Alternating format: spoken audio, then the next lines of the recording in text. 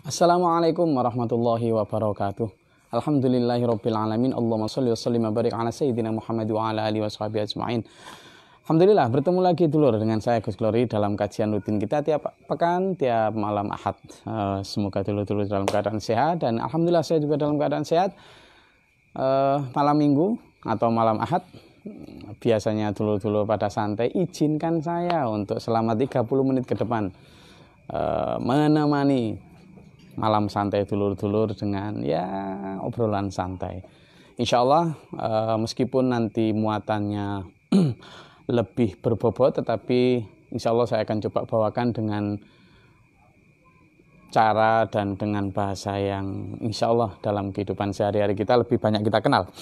Dulur, yang kita ingin bareng pahami di sini adalah bahwa hidup kita ini sebenarnya bukan atas kehendak kita, tetapi kehendak Allah, dan pasti ada tujuan itu. Tidak hanya itu, tetapi kita juga dihadapkan pada fakta bahwa hidup kita juga akan melanjutkan. Jadi orang Jawa bilang hidup di dunia ini dolan mampir ngombe. Itu memang benar. Jadi kita mengenal di dalam Islam, kita mengenal 5 alam yang kita singgahi. Pertama kita di alam ruh atau alam arwah, alam sebelum kita masuk ke rahim ibu. Lalu yang kedua adalah alam alam arham. Alam arham atau alam ketika kita sudah masuk ke rahim ibu. Lalu yang ketiga adalah alam dunia di mana sekarang kita hidup setelah kita lahir, dan nanti kita juga akan tua kemudian mati dan kita akan masuk kubur yang disebut sebagai alam barzakh.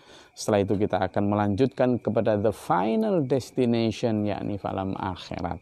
Nah, di alam akhirat ini. Nah, biasanya yang alam kubur sama alam akhirat ini dianggap sebagai satu paket alam, yakni alam akhirat. Nah, kita akan bicara di 2 alam.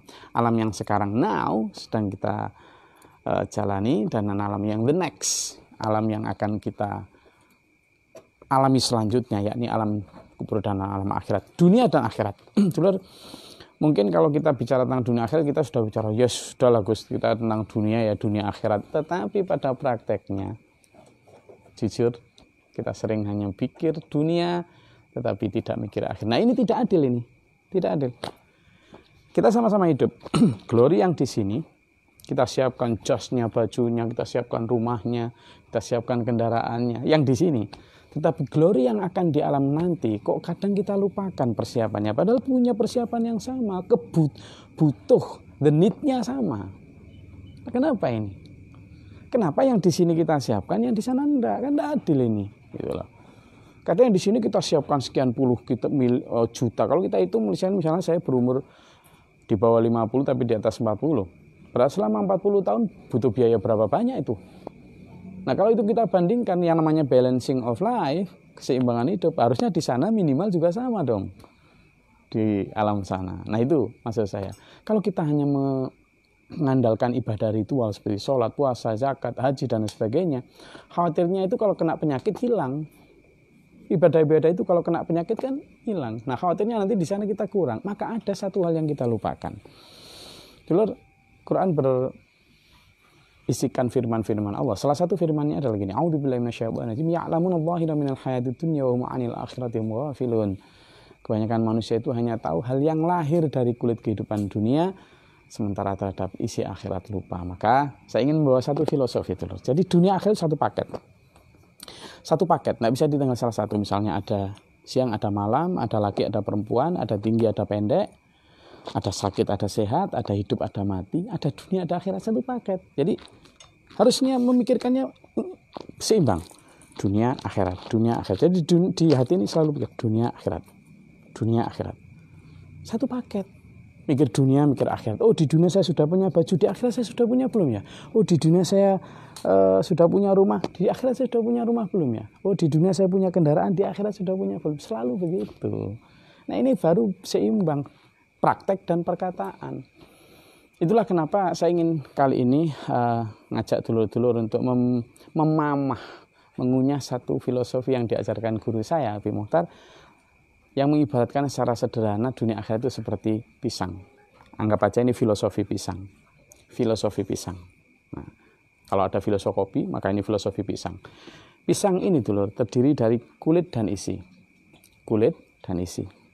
Kulit kita ibaratkan kehidupan dunia, isi kita ibaratkan kehidupan akhirat, kulit dan isi. Kulit dan isi jadi satu. Kulit di sini, isi di sini. Kulit kehidupan dunia, isi di kehidupan akhirat. Kulit dan isi jadi satu. Bukan kok kulit di sini lalu isinya di luar negeri, kulit di sini isinya di negara lain. Enggak, kulit di sini isinya di sini. Dunia akhirat itu satu, jadi satu di sini tuh. Loh kok gitu Gus?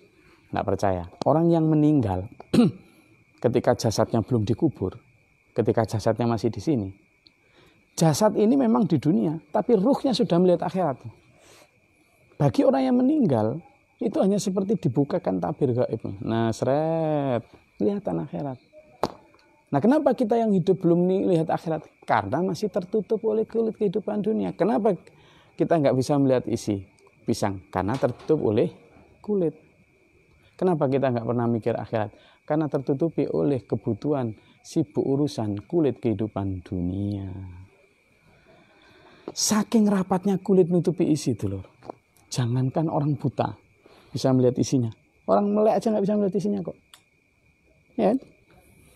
Saking banyaknya urus ini, urus itu, sibuk ini, sibuk itu, senang ini, senang itu, kejar kebutuhan kulit kehidupan dunia. Rapat sekali nutup kebutuhan kehidupan akhirat. Sehingga jangankan orang awam yang tadi saya ibaratkan orang buta. Orang melek saja yang alim, tadi saya ibaratkan orang melek, enggak mikir akhirat. Buktinya apa? Kalau mikir akhirat dulu, enggak mungkin kita yang tahu agama lalu tega naik mobil harga miliaran padahal banyak umat yang jangankan naik mobil miliaran untuk berobat saja enggak bisa. Enggak mungkin tega tinggal di rumah puluhan miliar padahal umatnya banyak yang masih tinggal di kolong-kolong jembatan, di pinggir-pinggir rel kereta api. Kalau mikir akhirat dulu, dia kayak Nabi kita Muhammad Sallallahu Alaihi Wasallam. Nabi Muhammad Sallallahu Alaihi Wasallam itu pedagang kaya raya, eksportir di zaman 1400 tahun yang lalu, eksportir dari Mekah ke Syam itu sudah ekspor, gitu loh. Saking mikirnya akhirat, harta yang sebegitu banyak dibawa pulang ke akhirat dengan disedekahkan kepada fakir, miskin, yatim piatu dan kepentingan bangsa, agama dan negara. Padahal Rasulullah kurang apa dalam hal ibadah ritual, misalnya sholat puasa dan sebagainya. Toh demikian, saking mikirnya akhirat, dibawa hasil kerjanya untuk jadi hasil hidup dengan disedekahkan ke akhirat. Itu baru mikir akhirat, itu baru tahu isi. Kembali ke sini dulu filosofinya. Kulit dan isi, kulit penting, isi ya penting. Kulit penting untuk menutupi isi agar terjaga kemurnian, kesehatan, kebersihannya. Sementara isi penting karena yang dimakan isi. Orang dimanapun makan pisang, makan isinya. Tapi kita tetap penting kulit untuk menutupi. Tapi sepenting-penting kulit tetap lebih penting isi. Karena bagaimanapun penting kulit, yang dimakan adalah isi. Tapi penting tetap, kulit tetap penting. Dunia dan akhirat juga begitu, dulur. Dunia penting, akhirat juga penting. Dunia penting karena kita tidak bisa ke akhirat kecuali lewat dunia. Dunia penting karena kita mencari bekal hidup di akhirat, yakni di dunia. Ad-dunya mazra'atul akhirah. Dunia adalah tempat menanam, tempat bercocok tanam, tempat mencari sang untuk dibawa pulang ke akhirat. Tapi sepenting-penting kulit tetap lebih penting isi. Sepenting-penting dunia tetap lebih penting akhirat. Karena kita nggak bisa ke dunia terus kecuali pasti pulang ke akhirat. Kita di dunia paling 70-80 tahun, di akhiratnya yang selamanya akan kita tinggali. Nah, konsep semacam ini dulur yang mendudukkan dunia dan akhirat pada porsi yang sesungguhnya. Ini yang perlu kita lakukan. Kenapa? Hakikatnya kita inilah seperti TKI-TKW dulur. Saya lihat sendiri itu, baik yang di China maupun di Malaysia, di Thailand, para TKI-TKW itu rata-rata yang waras nih sadar betul bahwa negara-negara itu hanya tempat dia nyari bekal, nyari duit, nyari nafkah. Sementara kampung halamannya tetaplah negeri Indonesia. Konsekuensinya apa? Saya lihat sendiri, mereka di sana rela itu hidup ya di kamar sempit, kadang 3x3, berdesak-desaan lagi, malah ada yang banyak yang di bedeng-bedeng gitu, makannya sederhana. Tetapi hasil usahanya, kenapa begitu? Karena hasil usahanya dikirim ke kampung halaman. Di kampung halaman rumahnya mewah, kendaraannya mewah. Kenapa begitu? Karena dia tahu bahwa di Taiwan, di Malaysia, di Arab, itu hanya tempat sementara. Dia yang akan ditinggali sampai mati adalah kampung halaman. Kita ini dulur di dunia tadi 5 alam, kita hanya singgah di dunia ini. Sementara kita nyari sangu bekal sebanyak-banyaknya. Dalam perjalananku itu ibarat kita itu di rest area, lalu ngisi bensin sebanyak-banyaknya untuk kita bawa pulang ke akhirat. Bukan bensinnya ditaruh di situ lagi. Kita juga begitu. Di dunia hasil kerja kita nikmati sederhana saja. Sebagian besar kita kirimkan ke akhirat untuk kepentingan bangsa, agama, dan negara. Kenapa? Karena kita di sini hanya sementara dan yang akan kita pulang tempat tinggal selamanya forever, abadan mukhalidan, everlasting adalah akhirat. Mindset semacam ini sehingga apa? Ini yang harus kita pupuk bersama. Kenapa saya bilang gitu? Saya kasih analogi sederhana dulu. Jadi saya bicara haji ya. Kalau kita bicara haji, ini ibarat dunia dan akhirat. Saya haji tahun 2006. Di 2006 haji itu masih sekitar 26-27 juta. Itu saya nggak bicara ibadahnya loh ya. Saya nggak bicara ibadahnya, juga nggak bicara tentang ritualnya. Tapi saya bicara tentang perjalanan. Ongkos perjalanan haji yang cuma 40 hari itu. Tahun 2006 itu sekitar 27 juta itu kalau ONH biasa. Kalau ONH plus sudah 80 sampai 100. Nah, kalau sekarang sekitar 40-an juta itu. Kalau ONH plus hampir 100 sampai 200-an juta. Nah, saya bicara perjalanan yang berisikan tentang akomodasi, transportasi, dan sedikit konsumsi. Itu saja loh, untuk 40 hari butuh biaya dari Indonesia ke Mekah, itu butuh biaya 40 juta. Nah, ini apa kaitannya? Kita ini mau perjalanan dari dunia ke akhirat. Dari dunia ke akhirat. Ini perjalanan berapa hari? Selamanya dulu. Sudah adakah sangu yang kita siapkan untuk beli tiket ke akhirat 40 juta? Tak ada. Kadang ya ada orang tok pintu rumah kita itu. Dari orang minta sumbangan atau apa. Yang kita berikan berapa? Paling 5.000. Paling 10.000. Cukup untuk ke akhirat. Ada. Nah, ini analogi sederhana. Atau seperti gini dulu. Orang transmigrasi. Ya.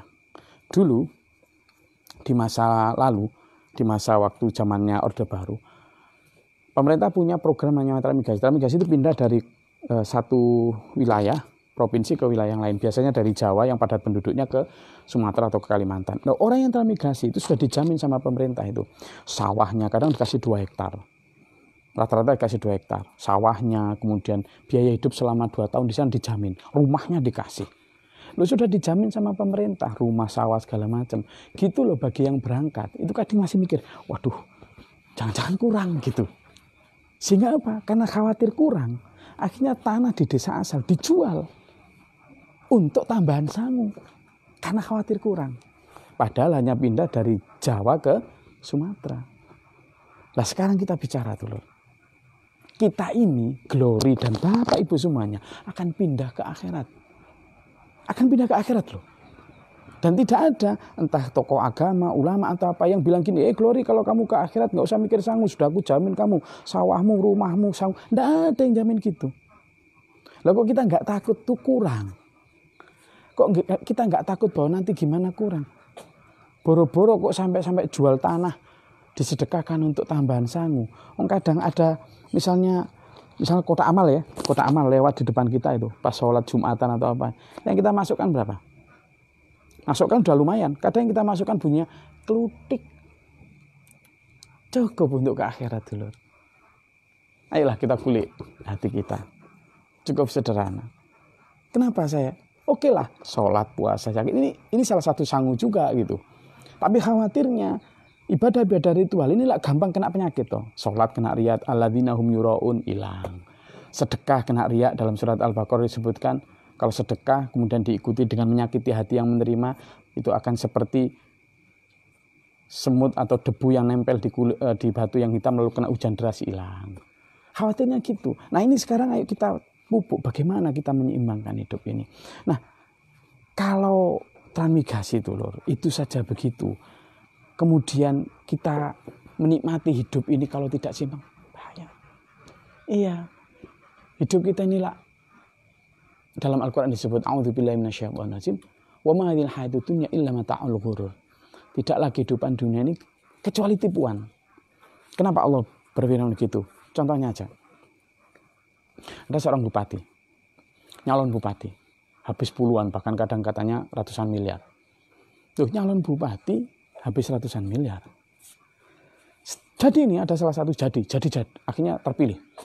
Begitu terpilih, baru 3 bulan. 3 bulan dulu. Nggak sakit, nggak apa. Mati. Dalam tanda kutip kan berarti belum panen tuh. Belum panen. Ada lagi seorang kawan. Habis wisuda Fakultas Kedokteran, rencana setelah wisuda nikah. Setelah nikah kemudian lanjut studi ke Amerika. Bubar wisuda, boncengan sama pacarnya, tabrak motor, mati. Nggak jadi dikirim ke Amerika, nggak jadi nikah, dikirim ke kuburan. Ada anak seorang pejabat, habis penataran P4 tingkat nasional waktu itu, masih tahun 98-an. Rencananya habis itu studi banding ke Jepang. Bubar penataran, tabrak mobil, mati, nggak jadi dikirim ke Jepang, dikirim ke kuburan. Fata Morgana. Ada tetangga itu, bangun rumah lantai 2, bagus, sudah finishing, tinggal masang 1-2 jendela. Malam-malam nggak sakit, nggak apa, mati. Jadi bayangan kita akan kenikmatan, kemewahan dan sebagainya ini seperti kita itu sedang jalan di aspal yang jauh, lalu di ujung sana kayak ada air. Tapi begitu di jalan nggak ada. Saya tidak sedang memberikan pesimisme kepada teman, tapi justru sedang memberikan arah strategi yang baik terhadap diri saya dan Bapak Ibu sekalian agar menata hidup lebih baik. Bahwa dunia dan akhirat harus diseimbangkan. Kalau kita mau lihat kulit isinya, buka kulitnya. Kamu akan tahu isinya. Kalau mau lihat isinya, buka kulitnya. Sama. Kalau mau mikir akhirat, kurangi kenikmatan dunia. Ya apa caranya? Ya dipikirkan. Kenikmatan dunia itu adalah misalnya tidur. Kita kurangi dengan tahajud. Kenikmatan makan kita kurangi dengan puasa sunnah. Kenikmatan harta kita kurangi dengan sedekah. Sedekah inilah sanggup kita untuk akhirat. Harta adalah hasil kerja kita. Hasil hidup apa? Kalau hasil hidup itu adalah apa yang kita nikmati setelah mati. Kalau hasil kerja apa yang kita nikmati selama hidup. Jadi selama hidup kita nikmati paling apa? Makan sepiring nasi. Kebanggaan pun sedikit aja. Yaitu tok dari jungkir balik kita. Masa kita mau selama hidup hanya diupahi dengan sepiring nasi? Enggak lah. Kalau orang nggak percaya akhirat, mau wajar. Kalau kita percaya akhirat, ayo kita rubah hasil kerja kita ini untuk jadi hasil hidup. Gimana? Kirimkan ke akhirat. Seperti para TKI-TKW yang kerja di Taiwan atau di mana, ngirimkan sangunya ke Indonesia. Kita kerja di dunia, kita kirimkan sangu kita ke akhirat. Gitu dulu. Jadi supaya kita ini nggak jadi semacam epic generasi lugu sehingga berakhir pilu. Gimana maksudnya? Saya kasih contoh. Gini dulu. Kalau kita lihat, coba lihat. Ini kakek ya. Kakek kerja siang malam. Akhirnya dari hasil kerja dia bisa beli tanah. Wah. Setelah beli tanah ditanya, "Kek, untuk apa hasil kerjamu?" Dia bilang, "Ya untuk tinggalan anak istri." Kalau seorang nenek, ya untuk tinggalan suami dan anak-anaknya. Setelah itu dia jawab, suatu saat si kakek atau si nenek meninggal. Tua meninggal. Ya. Nah pada saat dia sudah meninggal, maka dilanjutkan oleh si bapak. Bapak juga begitu, dapat tinggalan berupa tanah. Kerja dia siang malam juga. Akhirnya bisa bangun rumah di atas tanah warisan. Bapak ditanya, "Pak, untuk apa hasil kerjamu?" "Ya untuk tinggalan anak istri lah." Gitu. Suatu saat yang namanya tua, bapak atau ibu ini meninggal. Rumah dan tanahnya ketinggalan di dunia. Dia meninggal, pulang ke akhirat. Sekali lagi, pulang ke akhirat. Dilanjutkan anaknya. Anaknya juga memiliki epic yang sama. Dia kerja sebagai entah pedagang, nelayan, petani, pegawai, atau apapun. Sama, akhirnya dia bisa beli motor atau mobil.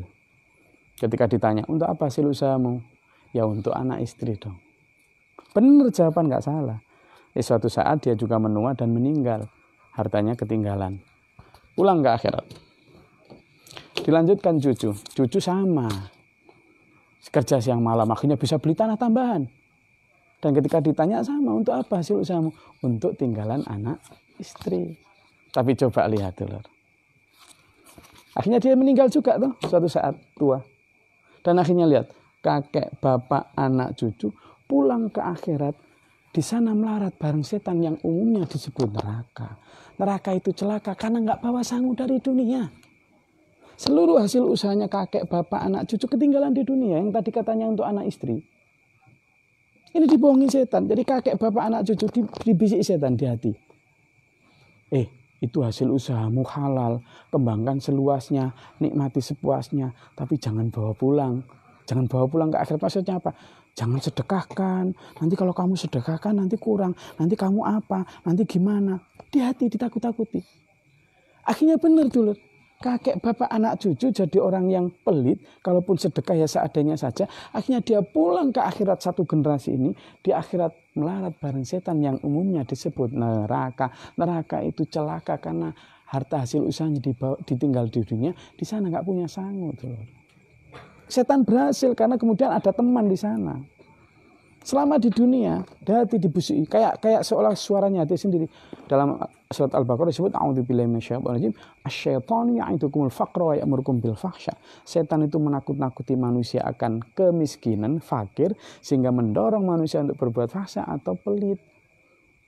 Didorong di sini. Nah, jadi kalau ada ketakutan-ketakutan yang ditimbulkan setan, jangan diikuti aja. Bisa jadi itu adalah dorongan setan yang memang ingin menjerumuskan kita. Apakah salah mewariskan harta kepada anak? Enggak. Saya bicara tentang bahwa kita juga perlu membawa selain yang kita nikmati di dunia. Nah, dulur, kesadaran ini yang membuat kita perlu berpikir ulang tentang bagaimana kita sesungguhnya harusnya mempersiapkan hidup ini. Dulur, kalau kita runut lebih dalam, sesungguhnya apa yang kita perlu lakukan itu adalah kehendak hati yang memang sebenarnya untuk kita sendiri, adil terhadap diri. Diri di dunia disiapkan, diri di akhirat juga disiapkan. Kenapa dulur? Gini loh, orang meninggal dulur ya. Ini yang orang meninggal itu dicabut nyawanya ya dari ujung kaki, seret gini sampai ujung rambut. Jadi orang yang meninggal itu dicabut nyawanya dari ujung kaki sampai ujung rambut. Semakin dia cinta dunia, maka tarikan nyawa semakin berat, semakin sakit. Kenapa? Ini kayak ngakar gitu loh di dalam jiwa. Makanya hubud dunia itu bahayanya itu karena begitu. Ketika dicabut makin sakit. Nah, ini saya ingin cerita tentang ketika nyawa sudah dicabut dan nyawa sudah nyampe di tenggorokan. Itu kayak sakaratul maut tuh. Tarikan tinggal satu-satu. Pada saat itu orang sudah tahu tuh loh. Apakah dia nanti masuk neraka atau masuk surga? Apakah dia dapat siksa atau dapat pahala? Apakah sangunya kurang atau sangunya cukup? Ketika dia tahu sangunya kurang, tapi nyawa sudah di tenggorokan. Ketika tahu sangunya kurang, dia menghadap Allah. Atau dia ketika sudah benar-benar meninggal, dia menghadap Allah. Rabbi laula akhartani ila ajalin qarib. Ya Tuhanku, tolong tangguhkan nyawaku barang sebentar ya Allah. Ila ajalin qarib, sebentar saja. Tangguhkan nyawaku ya Allah. Apa dia bilang? Saya ingin kembali ke dunia ya Allah. Saya ingin kembali ke dunia. Kalau dalam ayat lain disebut amalu sholihan, saya ingin beramal soleh. Tapi apa ini maksud amal soleh? Mungkin sholat cukup, tapi sholatnya ya kayak gitu. Sholat mikir lain-lain. Sholat tapi masih riya sehingga tidak terlalu cukup bagus untuk jadi andalan sangu. Apa dia bilang? Saya ingin kembali ke dunia ya Allah. Saya masih punya harta sedikit. Fa'asaddaqa wa akum minas sholihin. Saya akan bersedekah ya Allah. Dan saya akan menjadi orang-orang yang soleh. Berkumpul dengan orang-orang yang soleh. Mengikuti ajaran kebenaranmu. Janjinya ketika nyawa sudah di tenggorokan. Tapi apa kata Allah? Wala yu'akhirallahu nafsan idza jaa ajaluha wallahu khabirum bima ta'malun. Ketika ajal sudah datang, itu tidak akan diakhirkan, tidak akan ditunda. Allah tahu apa yang kamu lakukan. Jungkir walik nangis nyawa ini. Karena sudah tidak ada kesempatan lagi. Nah, maka kita ketika nyawa masih dikandung badan ini, ayo kita siapkan. Makanya dalam surat Al-Hasyr disebutkan a'udzubillahi minasyaitonirrajim, ya ayyuhalladzina amanu taqullaha wal tanzur nafsum ma qaddamat lighad wattaqullaha innallaha khabirum bima ta'malun. Hai orang-orang yang beriman, bertakwalah kepada Allah dan siapkan perbekalanmu seandainya nanti atau besok kamu dipanggil Allah. Ibaratnya begitulah. Wal tangdur, dan lihatlah nafsun diri ma'aqad damat lihat, apa yang sudah kamu persiapkan untuk lihatin besok maksudnya akhirat. Bertakwalah kepada Allah, Allah tahu apa yang kamu lakukan. Seandainya dulur kita dipanggil nyawa kita nanti malam atau besok, sudah apa persiapan kita? Seandainya baju sudah berapa bal kain, seandainya rumah sudah berapa yang kita kirimkan ke akhirat, semen batu bata kita. Seandainya makanan sudah berapa ton beras yang kita kirim ke akhirat. Ya, misalnya sekarang, mulai dari anak kecil sampai umur 40, berapa beras yang sudah kita habiskan di dunia. Nah, kalau berpikir balance kan minimal yang kita kirim ke akhirat ya segitu dong. Padahal di akhirat selamanya gitu. Jadi ini yang penting. Lalu terus gimana? Kita sederhana saja. Coba kita yang tadi saya bilang, ketika kita buka kulit, mengurangi kecintaan terhadap dunia, saya ada satu logika sederhana. Kita sebut, Pak Guru Mentor menyebut sebagai iman A, iman B, iman C. A, B, C. Iman A adalah iman yang tipis, iman B iman yang sedang, iman C adalah iman yang tinggi. A, B, C. Tipis, sedang, tinggi. Iman A, kalau misalnya punya penghasilan 4.000 misalnya, sehari 4.000. Maka dia sedekahkan 1.000 untuk dunia, 3.000 untuk sehari-hari di dunia. Jadi misalnya penghasilannya 4.000 sehari, 1.000 untuk sehari-hari di dunia, 3.000 untuk akhirat. Ini iman yang tipis. Ini bukan bicara zakat loh ya. Zakat ada nisab dan haul yang pasti. Ini kita bicara tentang iman, sedekah. Iman A tipis. 25% dunia, 75% akhirat. Nah, iman B, dia memikirkan 50-50. Jadi seandainya punya penghasilan 4.000 itu, 2.000 dikirimkan ke akhirat disedekahkan untuk kepentingan agama, bangsa, dan negara, 2.000 untuk sehari-hari di dunia. Iman B. Iman yang tipis 50-50, iman yang sedang 50-50. Nah, iman yang C, iman tinggi nih. Dia berpikirnya gini, yang tinggi nih. Wah, aku di dunia paling 70 tahun, 100 tahun maksimal. Lah aku di akhirat selamanya. Gitu. Di dunia kalau kurang, aku bisa nyari entah hutang atau apa. Bahkan yang paling jelek itu loh, nyuri itulah ada yang dicuri. Meskipun dilarang. Saya tidak sedang menyuruh-nyuri. Orang berpikir jelek nyuri itu loh, ada yang dicuri. Tapi kalau di akhirat, kalau kurang kemana? Gitu mikirnya. Jangankan kok utang, nyuri itu nggak ada yang dicuri di akhirat. Maka dia berpikir, sudahlah, aku punya penghasilan 4.000. Aku tak hidup sederhana aja, 1.000 di dunia, 3.000 tak kirimkan ke akhirat. Ini kayak filosofi TKI tadi. Makanya hidup di dunia ya asalkan baju nggak usah bermerek, cukup dengan yang rapi, yang bersih, yang baik, cukup, nggak usah yang terlalu mahal. Kalau punya uang 1 juta, pengen punya baju harga 1 juta, stop. Harga yang 200 atau 100.000, 200. Yang 800 atau 700.000 untuk baju di akhirat.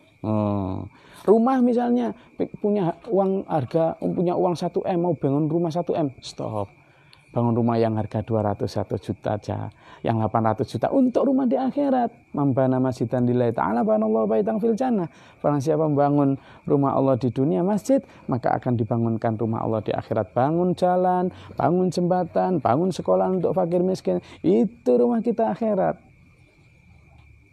Mau makan mewah-mewah 1 piring harga 200.000, stop. Yang 50.000 aja, yang 150.000 untuk makan kita akhirat. Wa yut'imuna ta'amal al-miskin, memberikan makan kepada orang miskin, itu makan kita di akhirat. Jadi orang yang imannya A tinggi, berpikirnya 1.000 untuk dunia, 3.000 untuk A, iman tinggi. Nah, ini iman tinggi. Tapi di atas iman yang tinggi itu loh, ada imannya di sini. Imannya para nabi, para sahabat. Ini malah 4.000 diserahkan semua. Nah, kalaupun kita belum bisa 4.000 diserahkan semua, ya setidaknya iman C lah. 3.000 akhirat, 1.000 dunia.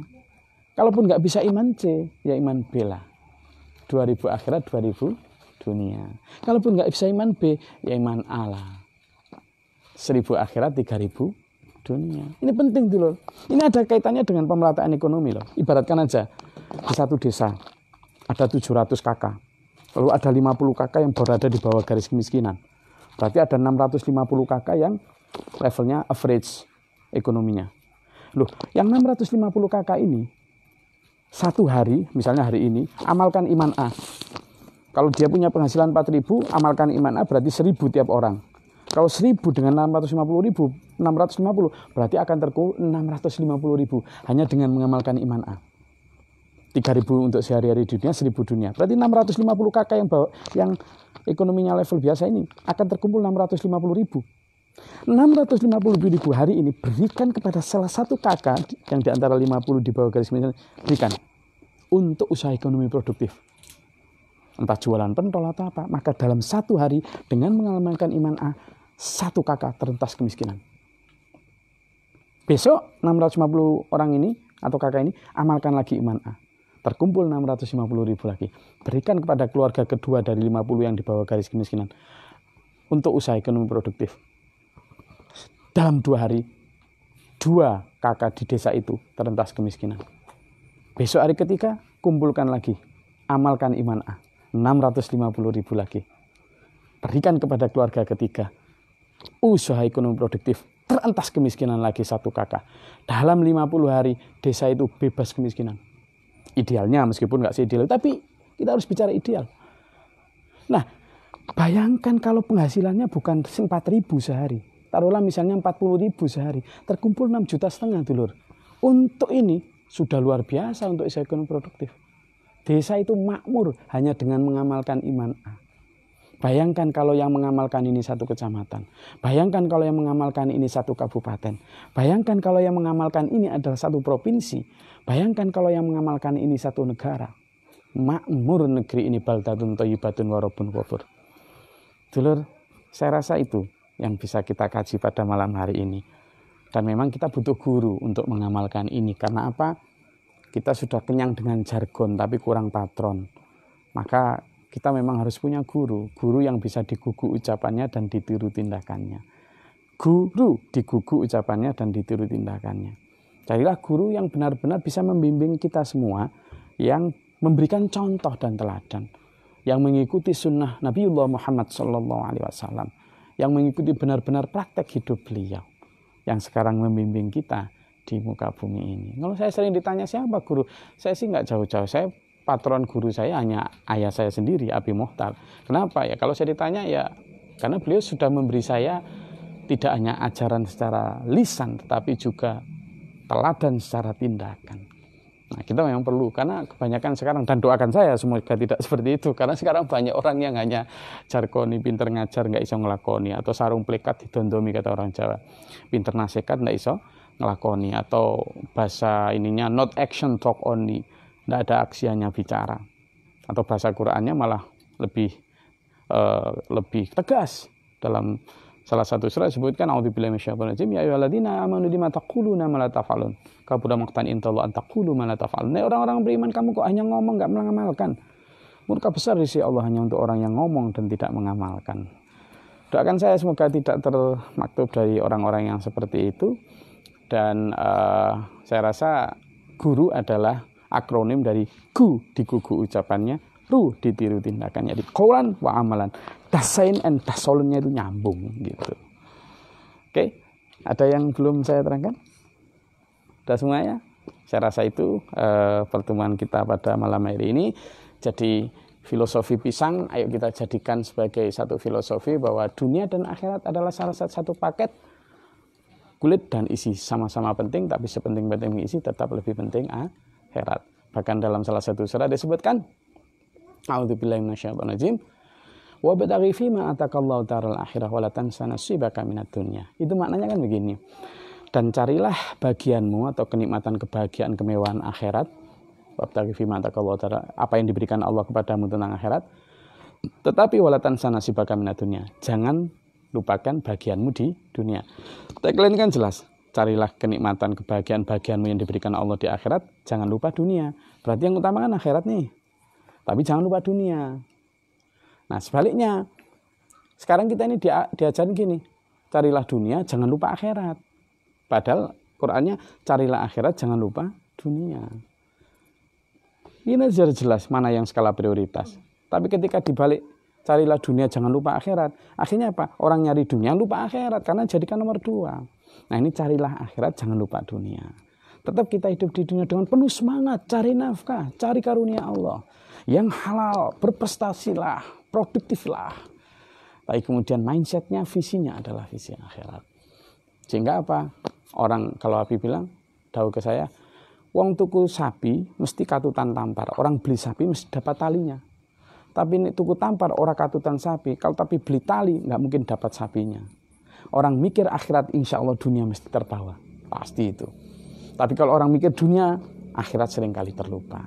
Maka pikirlah dua-duanya, ya dunia, ya akhirat, dunia, akhirat, dunia, akhirat. Mudah-mudahan kajian kita pada malam hari ini bermanfaat dan berfaedah, serta mampu melift up pemikiran kita untuk beyond kepada akhirat, nggak hanya terbatas di dunia.